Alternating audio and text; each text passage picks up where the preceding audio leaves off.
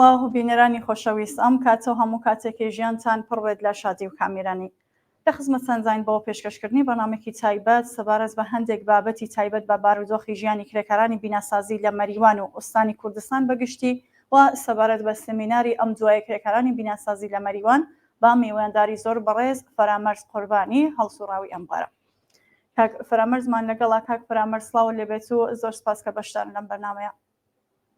منی سلام هەمە خدمەت ئێوە و بینەرانی تلڤیزیۆنی کۆمەڵە سپاس بۆ ئێوە کە ئەم کاتانە بە مندا.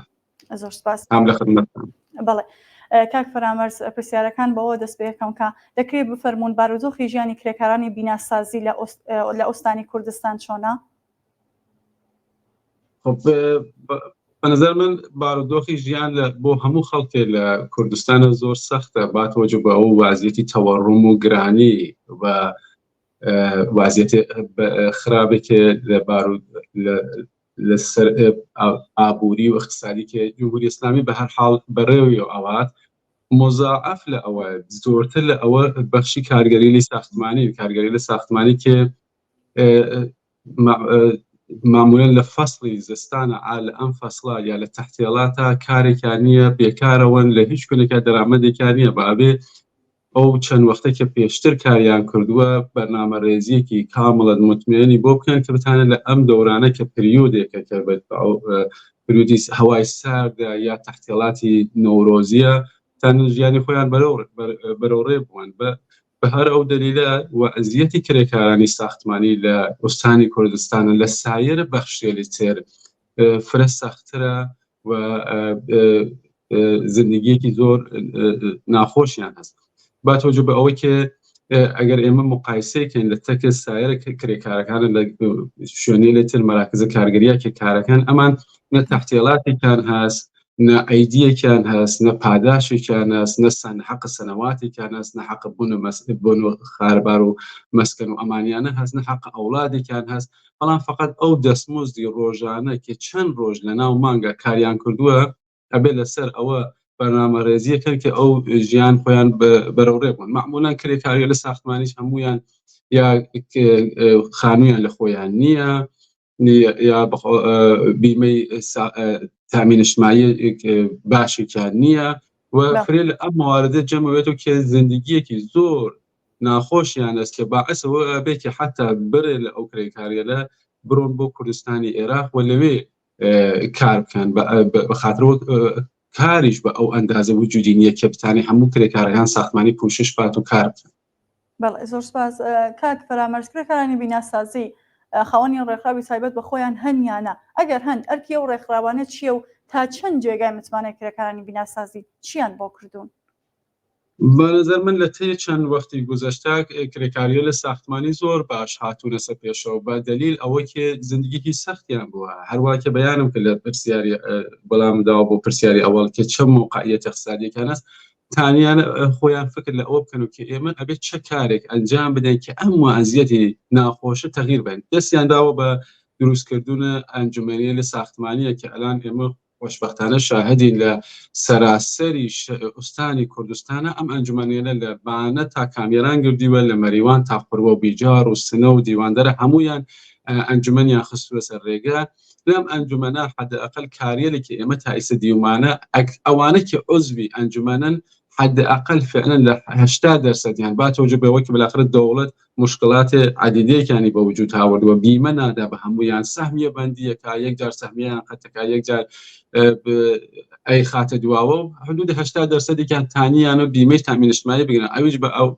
بیمەی تامین اجتماعی هەر ساڵ سازمانە تامین اجتماعی کۆڵێک هەزینە ئەنێتبان گرانیەکات و فرێ لە ئەو کرێکاری لە ساختمانی ئەگەر چەند وەختی لە منتەقەکە و حضوریانەوەی دوارە مشکل پێشتێر بۆ بیمەکەیان بەڵام لە حاڵ حاضرە تانیانە بیمەیەک تامین اجتماعی دروست بکەن بە علاوەی ئەوە لەسەر سەطح شغل خۆیان و ارتقا پێیا بکەن لە سازمانی فەنی حرفەیە تانیانە مەدارێکی دروستکەن بۆ کارگەریە لە دەرەجە یەک ئوستادکاریە لە دەرەجە یەک یا دەرەجە دوو یا دەرەجە سێ سەتحمەندیە کە ئەلامکەن بە علاوەی ئەوە لە بەخشێنە مختلفە ساختمانیە کە بەرخکارمانەست ئاڵمەتۆربەرمانەست گەچکارمانەست سەنگکارمانەست ئەمانە تانیانە یەکتری پەیدا بکەن لە دەورێکا جەمع بوون لەسەر دەستمزدێک تەوافق بکەن بە علاوەی ئێوە لە برێ لە شوێنێ لە کارفەرما بە قوڵی کوردی خۆمان دەبە دەرتێرێ لە سەر دەستمۆزدەکە یا وەختی کارەکە تەواو بێ حقوقیان نادە تا ئەلان شتێکی من خەبەرم هەیە لە مەریوان و لە کامێران و لەبانە دەها پەروەندەیان کێ ئەنجومەن پەیگیری کردووە بۆ کارفەرما گەرەکی نەبووە ئەو دەستمۆزدە کە تەعین کراوە ئەو قەراردادێکە بەستویانە بیدا بە کرێکارم تەیانیانە موەفەق بن عەلی ڕەغمەوە کە سیستەمە هۆی قەزایی هەمیشە لە تەکە کارفەرما هاوکاری کردووە ئیدارەکار هەمیشە پشتی کارفەرمای کردووە بەڵام بە حوسنە ئەوە کە لە دەوری یەکا جەمە بوونەوە ئەم تەشەکولیانە تەشکیلداوە بانتر لە 80% ئەو پەروەندە لە موەفەقیەت‌ئامیز بوو تانیانە ئەو قەراردادێکە لە ئەوە ڕۆژ لە تە کارفەرمانوسیانە بیگرن و خەسارات خۆیان لە کارفەرما بسێنن یا دەستمۆزدەکانیان کە کەوتوەتە دووە لە کارفەرمای بسێنن و کارفەرما نەتانێت ئەو وازیەتێکی خۆی گەرەکیە پێشی واتە بەنظر من ئەنجومەنە مهمتر فارغ لە ئەم حرەکەتێ لە مهمتر لە ئەوە بۆ کێتانی ئەم کرێکاریەلێ لە پاڵیەکە جەمە بکاتەوە بەحسکان زندگی خۆیان بەیانکان چون بلاخرە هاوسەرنەوەشتن تەواوە ئەو موقعیەتە کە لەسەر کار لەسەر ژیانیان لەسەر مەدرسە چوین مناڵیان لەسەر خورد و خۆراک و پوشاکیان کولن بە یەک بەستگی هەست ئەگەر کرێکاری ساختمانی لە دەورێکە جەمەونەوەە ئێستا نیانتانی ئەم وازیێتە کە سمینارێکیان بەرگزار کردووە و ئاوانێک کە دەستەوەن بۆ تەعینە دەستمۆز شکل بدەن یەکی لە مهمترین چتێل بوو هەموو کرێکارەکان لە سایر بەخشەکانەوەسە تەشەکل تشکیلمەن لە کنارێکە قرار بگرن کە ئەمە فعلەن لە ئوستانی کوردستانە بە شێوەیەکی زۆر جوان خەریکە پێشەڕوە تا ئێستا. بەڵێ زۆر سپاس حتمما دواتر ئەڕۆینە سەر ئەو سمینارە کاک فەرامەرز ئێستا بمان بفەرموو کە ئایا ئامارێک تبقە زانیاری خۆتان ئایا ئامارێک لەبەردەستا هەیە کە بڵێ ژمارە کرێکارانی بیناسازی چەندە لە کوردستان و چەند کەسیان خاوەنی بیمەن؟ ڕاستگەرەکە تەنیا ئامارێکی ئێمە ئەتانین بەسەندەی پێ بکەین هەر ئەو تعدادێ ئەعزای ئەنجومەنیەلە لە سەتی ئوستانەکە لە شاری وەک مەریوانە نزیک بە 2500 کە زیاتر عضویان هەست حەق عضویەت ئەدەن و دەرخاستە بیمەی تامین اجتماعیان کردووە لە شارێ وەکو کامێرانە هەروە نزیک بە 2000 کەسێکیان هەست ئێمە تەنیا فقط بەسەندەکەین لەسەر ئەوە کە چون بالاخره سازمان تامین اجتماعی بیمه کارگەریە لە ساختمانی بیشتر لە طریق ئەنجومەنەکان و پێشەوان بەڵام ئامارە دقیقێکی ئێمە بەیانێکە چەندێک کرێکار ساختمانی لە ئوستان کوردستانی هەست لە دەستە من نییە بۆ فکر نەکەم بجۆ سازمانە تامینش حتا سازمان تامین اجتماعی ئەم ئاماریە بێت چون فرێ لە کارگەریە لە ساختمانی بە سوورەت ئازادانە کارەکان نەکاریان بە بیمە و هەست نەڕجوعەکەن بە سازمانە تامین اجتماعی نە عضوی ئەنجومەنن و ئامارگردن ئەمانە کەمە سەختە بەڵام ئامارە دقیقێکی ئەگەر بتانی بەدەستی بێنین ئەوەسە لەسەر ئەنجومەنەکان کە چەنە ئەعزایان هەست و چەنێ بیمەی بتانیانە بیمەی تامین اجتماعی سازمان بدەن بۆ ئەندامەکان خۆیان تەنیا ئەم ئامارسەوەم بە تا شوێنێکی من پەیگیریم کردووە هەر کامل لەم ئەنجومەنە لە مابین 1500 تا 2500 نەفەر عضوی کارتە عضویەتیان داوە حق عضویەت وەرەگرن و ئەو کرێکاریەلە بوون بە عضوی ئەم ئەنجومەنێرە کە تعداد زۆرێکی چند لە ئەم ئەنجومەنێرە لە هەموو شارێکە وجودیان هەست لە حاڵ حاضرە لە ئوستانی کوردستانە هەر شارێک بۆ خۆی ئەنجومەنی بیناسازی یا کرێکارانی ساختمانی هەیە. بەڵێ هەر وەکو خۆشتان ئاماژەتان پێکرد کاک فەرامەرز لەم دوایانەدا سمینارێک لەلایەن کرێکارانی بیناسازیەوە لە مەریوان بەڕێوەچوو ئامانج لەم سمینارە چی بووە و چ کاریگەریەکی لەسەر بارودۆخی کار و ژیانی کرێکارانی بیناسازی هەیە؟ بەڵێ سمینارێک بەڕێوەچوو لە هەفتەی ڕابردوو لە پێشتر لە ڕۆژی چوارشەمبە و پەنجشەمبە بوو 2 ڕۆژ بوو ئەنجومەنی کرێکارانی ساختمانی مەریوان میزبان بوو و هەموو ئەنجومەنەکان لە ئوستانی کوردستان بجوز ئەنجومەنی بیجار لەو سمینارە حزوریان بوو ئەنجومەنی بیجارێک بە دەلیلەوە کە مەجموع عمومی ساڵیانەی خۆی بوو و نەیەکرد مەجموع عمومیەکە بخات بەدواوە حزوری پەیانە کرد دەتەی ئەم 2 ڕۆژە بە 2 بەخش پێشیان بەری بەخشێکی ئەوە بوو کە هەموو ئەکسەر ئەعزای هەیئەت مدیرەکان کە لە ئەوێ حزوریان بوو دانە بەدانە لەسەر موقعیەتی کرێکارەکان باسییان کرد کە ئەوە کە دەوڵەت سەبەت مەعیشەتێک لازمە بیدا بە کرێکاری ساختمانی تا ئێستا نەیداوە یەکێ ئەفزایش بیمەی کارگەریە ساختمانی کە ئەلان ئەڵێم هەموو ئەو عزوێلێکی ئەعزاکە عزوی ئەنجومەنەکانن بیمەی ساختمانیان نییە، ئەوان داوای سامیە بیشترەکەن کە هەموو ئاعزاکەیان بیمەی ساختمانی بیمەی تامین اجتماعی بگرن.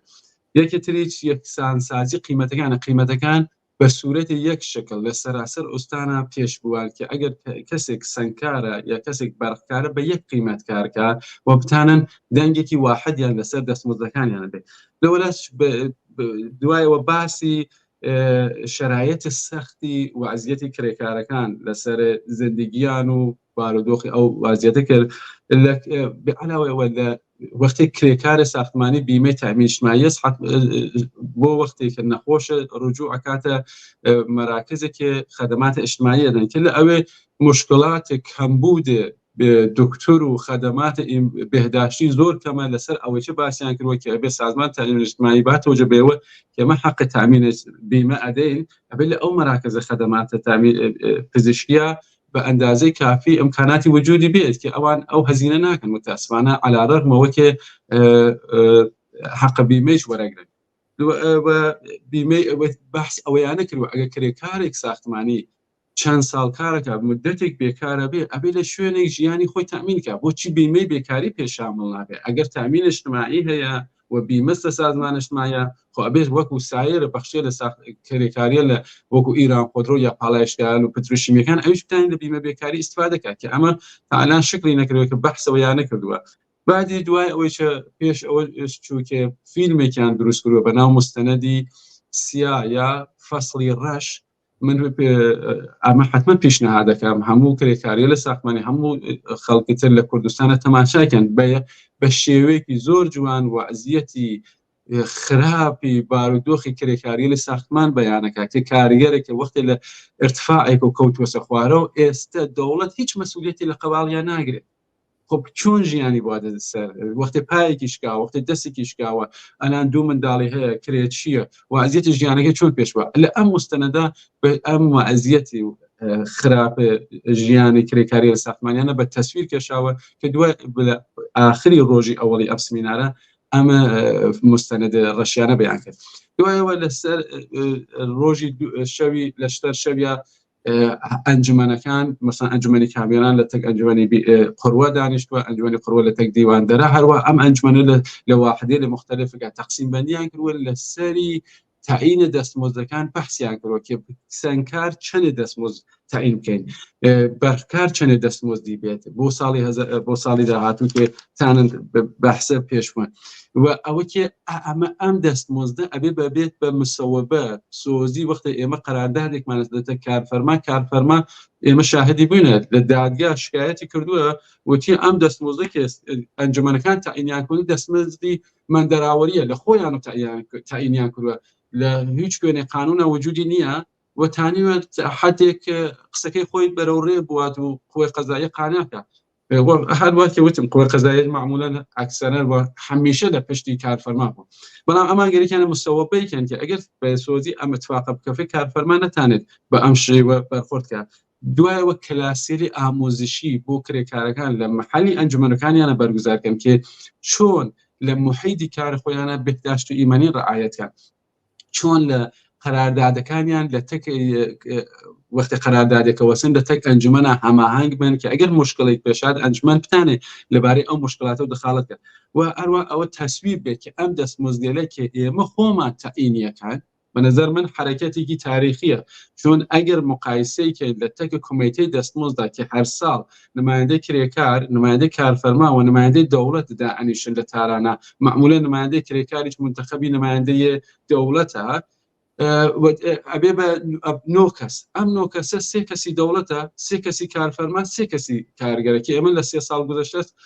دیمان کە حتا ئەو نمایندەی کرێکاریە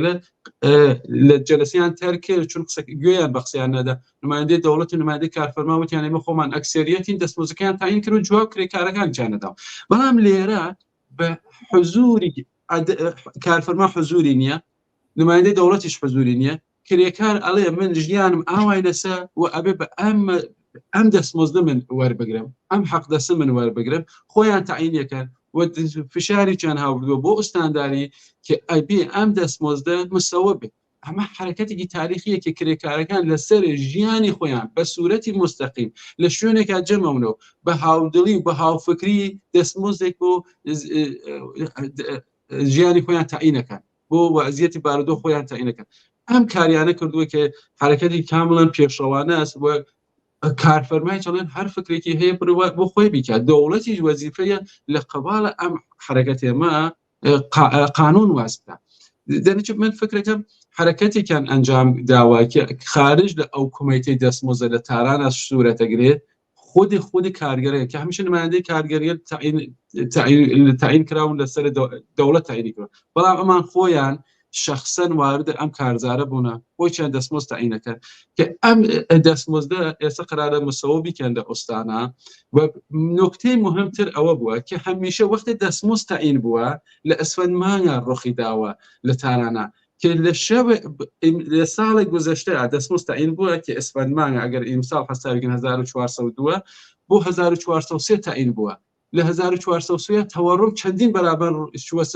سەرێ و دەستمۆزەکان جێماوە، بەڵام ئەمان تەئیدیان کردووە کە ئەگەر لە 6 مانگی ئایندا بزانین تەوەڕم زۆرتر بووە و ئەم دەستمۆزدێ لە هاوخانی ناکات لە تەک ئەم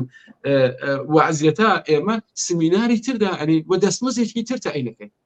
ئەو شتێکی ئاڵێ ئێمە بەر ئەساسی وەعزیەتی اقتصادی ڕۆژ دەستمۆزمانگەرەکە نە ئینکە دەستمۆزدە ئێستا تەعیینەکەیت ئێتر تا ساڵێتر هەر وەعزیەتێ هەر گرانیە هەر تەوەڕمە بە وجود بێ ئێمە هیچ کارێکمان بۆ نەکرێت. ئێمە ئەبێ لە هەر لەحزەیە لە ژیانی خۆمان دخالت کرد کە ئێستا دەنا ئەو بەیانیە پایانی ئاخریانە کێدایانمە وتیانە ئێمە لە 6 مانگی ئایندا سیمینارێک ترمانەوێت بۆ تەعیینی هەرم دەستمۆزدێرە. ئەگەر زانیمان تەوەڕم ڕۆیشتووەتە سەر حتممە دەستمۆزدەکانەوەی نەسەر، ئەگەر تەوەڕمیش نەڕۆیشتووە سەر کە ئێمە بە ئەم ڕەواڵی خۆمانە پێش ئەڕۆین و زندگی خۆمانەوە. بەحسێ تریشان ئەوە بووە کە ئێمە فرێ لە ئەم کرێکارە هاوکارەکانمان ئەڕۆن بۆ کوردستانی عێراق چۆن ئەبێ لە ژیانی ئەوانە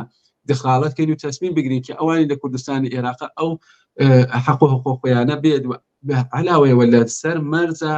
پارێکی زۆریان لێ ئەسێنن. بۆچی کابرا ئەڕوا بۆ کرێکاری ئەبێ هەموو ئەوەیە کە دەریە هەیە نەبیدات بە عوارز و گمرکیە لەسەر ئەوەی چ گەرەکانە دخالەتکەن لە بەیانی ئاخرەکانە بەحسیان کردووە و ئشارەی بە ئەوەی چانە کردووە کە تەوەڕمێکی 100% دەستمۆزێکی زۆر کەمە. بە علاوەیەوە تەفاوتێکە لە دەستمۆزی کرێکاریە و ساختمانیە وجودی هەست لە تەک سایر بەخشێلە سایر بەخشەکانتر ڕۆژی تەحتێلیان هەست لە هەفتە حد ئەقل جمعانە تعتیلن مرخصیان هەست کە مانگی 2 ڕۆژ و نیم مرخصیان هەست، حەقە مەسکەنیان هەست، حەقە ئەولادیان هەست، بۆنس کارگەریان هەست، ئایدی و سەنەوات و پاداشیان هەست. کرێکار ساختمانی ئەمانیە نییە. کرێکار ساختمانی نەتەنیا ئەمانیە نییە، یەک فەسڵ لە ساڵێکا بێکارە ئەبێت دەستمۆزێت تەعیینکە کە تەواو ئەم وەعزیەتە جبران کاتەوە. ئەو بێکاریە معمولاً هەر ئینسانێ هەر حزبێ هەر دەوڵەتێ وەعزیەت اقتصادی خۆی لەسەر دوان زەمانەکە جەمەکاتە و تەقسیم بەر دوازدەیەکە ئەبێت ئەڵێ من مانگی ئەوە دەرامەدم بووە بودجەیەکی دەوڵەت تەعیینەکە ساڵیانە تەعیینەکە بۆ 12 مانگ تەعیینەکە. خۆ کرێکارە ساختمانی ئەگەر یەک مانگ مەسەڵەن 20 میلیۆن دەرتێری خۆ 3 مانگ بێکارە قەرانیە بڵێ من 20 میلیۆن کارم کردووە ئەڵێ ئەگە 20 میلیۆنە تەقسیم کەم بەر 3 ئەوێ بە 7 میلیۆن. دەنێتچێ ئەبێ دەرامەدی کرێکار ساختمانی وای نەقەید بکرێت لە توو لە 12 مانگەکە چەندە دەرامەدی بووە تەقسیم بەر 12ەکە چ ئەو وەختەدانی ئەو وەختەکە تەماشاکەین دەستمۆزی کرێکار ساختمانی 100 بەرابەر ژێرە خەتە فەقرە. باتەوەجە بەوە هیچ مرەخەسیەکی نییە، باتەوەجە بەوە هیچ تەحتێڵاتێکی نییە، باتەوەجە بەوە فەسڵی زستان فەسڵی بێکاری کارگەری لە ساختمانی و هیچ بیمە بێکاری تعلق ناگرێت. ئەمە شرایطێکە کە باعث بووە ئەم کرێکاری لە ساختمانیە لەسەر ئەم فشارە عەزیمە و کە وارد بووە ئەم ئەنجومەنیرە تەئسیسکە و لە پاڵ ئەم ئەنجومەنیرەیە بێن واکنش نیشان بن بە زندگی خۆیان کە ئەم سمیناریانە بەرگوزار کردووە. من فکرم حرەکەتێکی تاریخیە باتەوەجە بەوە وتیانە بە کومەیتەی دەستمۆز تۆ کارێ بۆ ئێمە ناکەی تایسەج نەتکردووە ئێمە خۆمان تین لە ژیانی خۆمانە دخالەتەکەی و حداقل توانیشمان ئەوەزە کە ئێمە ئەنجومەن ئوستان کوردستانی لە کوردستانە فعلا تەغییرەکەن على الرغمەوە ارتباطیان هەست لە سایر ئەنجومەنیە ترا بەڵام لەسەر ئێرانە بەڵام بە نظر من ئەنجومەنی کوردستان ئەنجومەنیە لە کوردستانی ئێران خەت و جهت نیشانە دەن بە سایر بەخشیە لە کارگەری ئێران کە ببیان ئەبێ تەشەکل تشکیل بێ وەختی کیش تەشەکل تشکیل بێ لە پێنا یەکترابی ئەوە ئەتانی لە ژیان خۆی جای دەخاڵەتکە ئەمە ڕێی هەمبەستگیە ڕێی پێشڕەویە ڕێی ئەتحادە و ڕێیە تەسیرنیان بە ژیانی خۆیان. زۆر سپاس هەلە درێژە قسەکانی خۆشتانە کاک فەرامەرز پەیوەندی خەباتکارانە کرێکارانی بیناسازی لە کوردستان لەگەڵ خەباتی باقی ناوەندە کرێکاریەکان لەسەر تاسەری ئێراندا چۆن دەبینن؟ ڕاستگەرە کرد فعلان کرێکارانی ساختمانی ئێمە شاهد بووینە لە پار لە پێرە دو سێ ساڵ گذشتە شروعیان کرد بە دخالەتگەری لە سەتح وەسیعەکە بەیانیاندا لەسەری حەداقە لە دەستمزدێت بەیانیاندا لەسەری ڕۆژی جیهانی کرێکار بە سوورەتە 70 تا 80 دانە ئەنجومەن معمولاً حضوریان پیا کردووە لەسەر زینە بەڵام لە سایر بەخشەکانترەوە بەهاتەوە بە عەدەم تەشەکل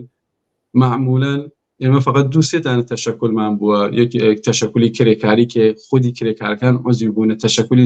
سندیکای نەشکرە هەفتەپە بووە یا سندیکای ئۆتۆبوسرانی بووە وەلێ بە عەدەمە ئەوە کە تەشەکلی وجودی نیە تایسنیان تانوە بە سوورەت سازمانی بە سوورەت متەشەکل ارتباط بگرن لە تەکە سایر بەخشیە لەتر کارگەر وەکو پێتروشیمی وەکو نەوت وەکو ئێران خودرۆ چون لە ئەو شوێنێ لە تەشەکل کارگەری سوورەتی نەگەڕوە ئەبێ ئەم تەشەکلی کارگەری ئەگە سوورەت بگرێت بۆچی دەستمزد لە هەموو شوێنێکە سێ ئەسڵ ئەساسی بۆ کرێکار لە هەموو شوێنێکە لە هەموو شوێنی دنیا وجودی بووە یەکی ئەوە دەستمزدیان دوو تەشەکلیان سێ بەقەڵ معروف کاریا بیمەیە بەکاریان بێت ئەم سێچتە سێ ئەسڵ ئەساسیە کە هەر کرێکار لە هەر کوێنەی دنیا وجودی بێ ئەشی ئەم سێ ئەسڵە ڕعایەت بێت کە بتانێت زندگیەکەی بواتە پێشەوە و ئەم سێ ئەسڵە ئەتانێت مەبنایەک بێت کە تەشەکلیە لە کرێکاری ساختمانی لە کوردستانی کوردستانە یا لە سەراسەری ئێرانە لە ساحرە تەک ساحرە بەخشیە لەتر کارگەریە هەماهەنگ بوون و هاونەزەر بوون و متحد بوون کە متەئەسفانە چۆن من کە شاهد نەبوومە باتەوە تایسەیش ڕوخی نەداوە باتەوە بێوە تەشەکلی کرێکاریەک وجودی نییە کە ڕەسمەن وەکو ئەم ئەنجومەنیە لە عضویان بێت دەفتەریان بێت و سەفحە و سایتێکیان بێت مەجموع عمومی بەرگوزارکەن بتانە ارتباط بگرن متەئەسفانە نەمان بووە و ئومیدواریم کە لە سایر بەخشەکانە ئەم وەزعیەتە کرێکاری ساختمانە ببینن چۆن دخالەتگەریەکان چۆن جەمە بوونە چۆن متەشەکل بوونە و ئەوانش بە وجودی بێنن کە حتمما لەسەر ئەو سێ ئەسڵێکی من بەیانم کرد ئەتانن ارتباطی نزدیکێکیان بێ ئەتانە دخالەتگەری لە عەرصەیە لە اجتماعی اقتصادی سیاسیە بێ زندگی جامعە ها لە سەرشانە طبقەی کارگەرەوە بەتەنێکی ئەبێ لە تەواوم عەرصەیە لە طبقەی کارگەر دخالەتی بێت کە بتانێت هەم زندگی خۆی و هەم سایر بەخشێ لە جامعە تەغییرێک بە وجود بێرێت لە باری دموکراسیە و لە باری اقتصادی و لە باری فەرهەنگی و لە هەر ڕووداوێک و ئەتانە بە نەزەر بە طبقەی کارگەر حەقی هەست چون چرخی جامعە لەسەر اقتصادە چرخێت و ئەم اقتصادە ها لەسەر شانی کرێکار. بەڵێ زۆر سپاس هاوڕێ فەرامەرز قوربانی کە لەم بەرنامەیە بەشدار بووین. من سپاسەکەم لە ئێوە و لە دەستەندەرکارانە تەلەڤیزیۆن کۆمەڵە هیوادارم کە تانیوێتم بە ئەم قسە لە وەزعیەتێک حەداقل نیشان بدەم کە ئەنجومەنێک ساختمانی چه کارێکیان کردووە و سایر بەخشەکان کارگەریتر بتان ئەم ڕێگە بڕن. سپاس بۆ. سپاس. بەڵێ ئازیزان و خۆشەویستان زۆر سپاس بۆ ئێوەش کە چاکو ئێستا بینەرمان بوون ماڵەوە.